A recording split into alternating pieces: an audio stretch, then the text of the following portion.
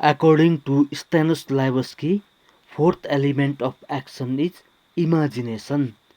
The imagination plays a dominant in the actor's task of transforming the story of the play into an artistic, scenic reality.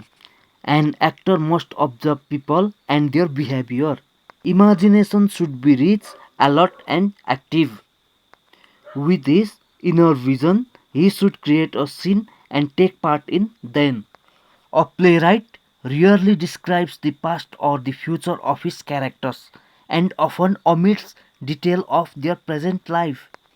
An actor must complete his character's biography in his mind from the beginning to the end of the play, because knowing how the character grew up, what influences his behavior, and what he expects with his future to be will give more substance to the present life of the character and will give the actor a perspective and a feeling of movement in the role. A rich imagination will also contribute when an actor interprets the lines and fills them with the meaning that lies behind the subtext. The lines of the playwright are dead until an actor analyzes and brings out the sense that the playwright intended. A dialogue have various meaning. The thought, the intonations are also important, not simply the words.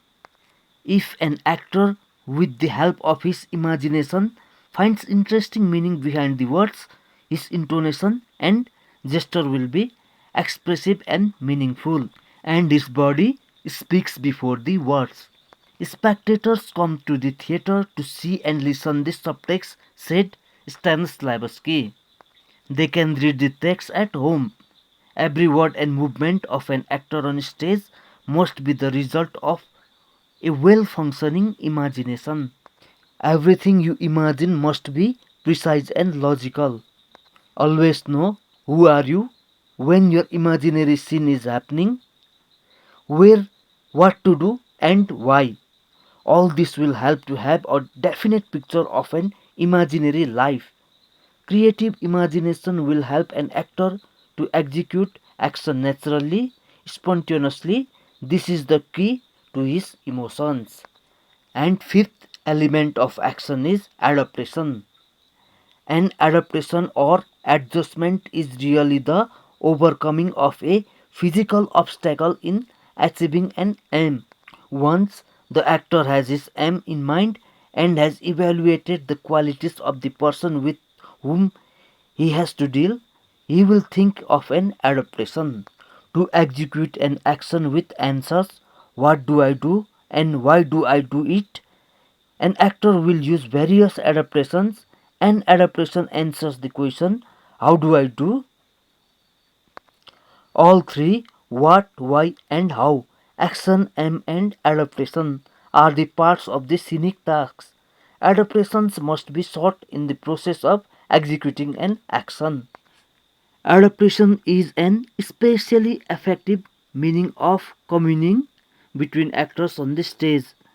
To adjust oneself to another, one must be well aware of that person's presence and personality. Actor must adjust to the one another on the stage as people in life do when they meet. A human being's behavior depends on the relationship with people around him. This law must be the basic of scenic action. New conditions of life, new atmosphere, new place, the time of day or night, all require appropriate adaptation. The quality and variety of adaptations are extremely important on stage. To be interesting, an adaptation must be imaginative, in good taste, strong and sharp. Adaptations should not be transformed into an aim of intentional effect on the audience, lest the truthfulness and logic of physical action be disturbed and an actor be led to performing for the spectator amusement. Adaptation should be logical in terms of the play's given circumstances. Too much preoccupation with how before the actor knows that he is doing and why leads to the superficial adaptations.